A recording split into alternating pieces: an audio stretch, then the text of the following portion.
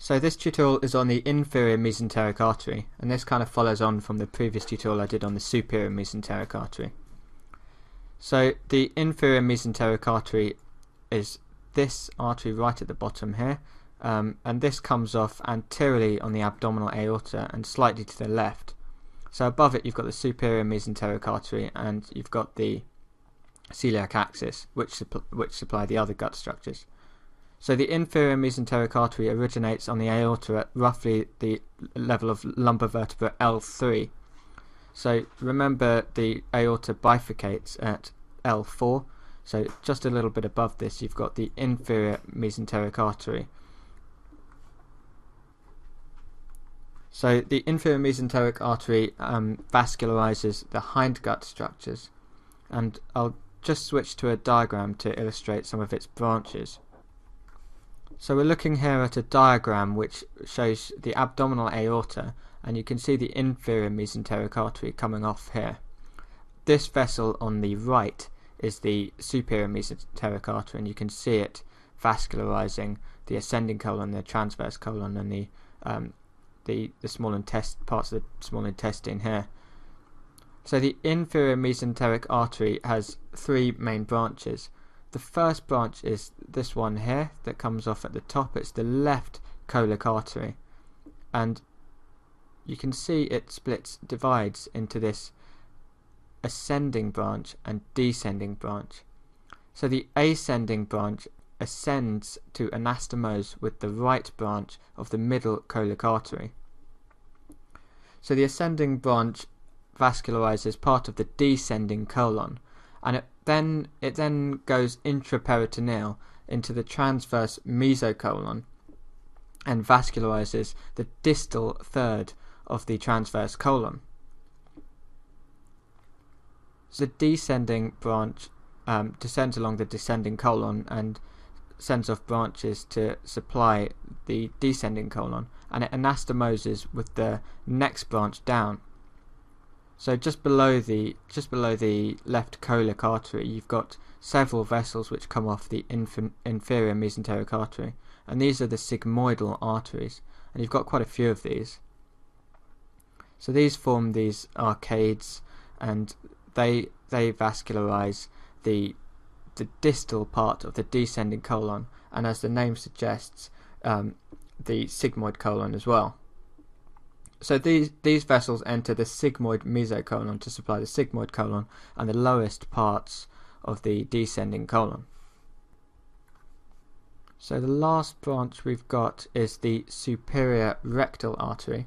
So this is the terminal branch of the inferior mesenteric artery, and it supplies the distal part of the sigmoid colon, and as the name suggests, it supplies the proximal rectum. So I'll switch over to the 3D model and show you the course that the superior rectal artery takes. So we're looking here at a model with the skeleton and also the artery. So I haven't got the veins in this model. So the inferior mesenteric artery can be seen here at the level of lumbar vertebra L3. You've got the left colic artery coming off first, and then you've got these various sigmoidal arteries, and then distally you've got this terminal branch. So this is the superior rectal artery, and it crosses over the common iliac vessels. So the veins aren't in this model, but the inferior vena cava and the common iliac vein would be seen here. So the superior rectal artery actually crosses over these vessels and it empties the pelvic cavity. So I've just brought in the viscera, and I'm going to rotate round to the back, and you can see this is the superior rectal artery coming over the end of the colon and towards the rectum, and you can see that it splits into these two branches and it descends down the sides of the rectum. So you can see that here. So I've just brought back in this skeleton, and if I zoom in a little bit further you can see So this is the superior rectal artery, and you can see that it divides here, and this is the level of S3. So you can see the body of S3 lies at the level where the superior rectal artery splits into its two divisions.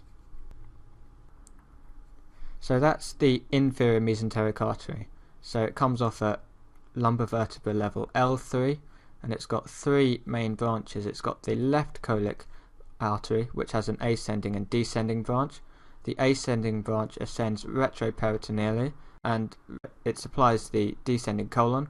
It then enters into the transverse mesocolon to supply the distal third of the transverse colon.